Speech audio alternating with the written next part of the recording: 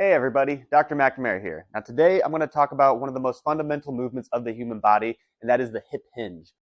Now, when you're working on your hip hinge, one of the first fundamentals you want to work on is to learn how to brace your core.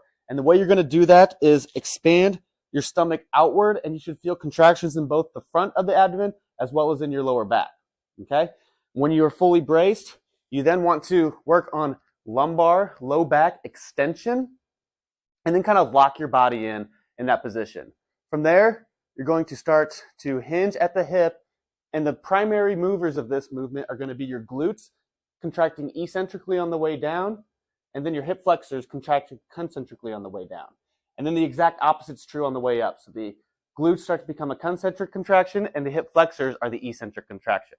So it's very important to have control within all these movements and to have the musculature working properly. Here are some regressions for beginners when they're starting a hip hinge. So one of my favorite beginner moves, if you can't really perform this movement comfortably at all, is to lay on the ground and just get used to flexing at the hip and performing a supine straight leg raise. So all you're going to do here is try to keep the leg as straight as possible and just lift. Okay, and that'll get your body prepared to do this movement if you've never done it before or if it's extremely painful. One of my other favorite regressions to do is to use a bench and begin working the hip hinge in that way.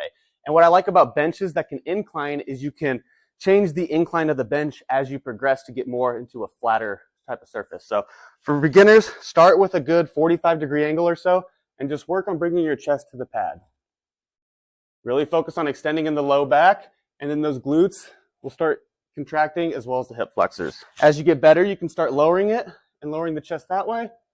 And you'll feel a nice stretch as well in the hips too doing this exercise. Until finally you're able to do the last step, which will be able to perform the movement all the way to the bench. Okay. So that last movement is great at mimicking the deadlift, or single leg deadlifts, Romanian deadlifts, any type of hinging deadlift type of motion. This next one is more for squatting, and it's a great place for beginners to begin working on the hip hinge in terms of the squat. So for this one, all you want to do is focus on bringing the glutes to the heels.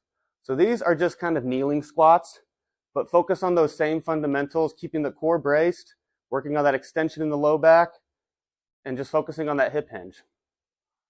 So once you've mastered those regressions, you can then start working on full hip hinges, and you can really do any style you want. You can do bilateral hip hinges, just like that, or another great way to do it is to perform single leg deadlifts as well. That's a great way to also train balance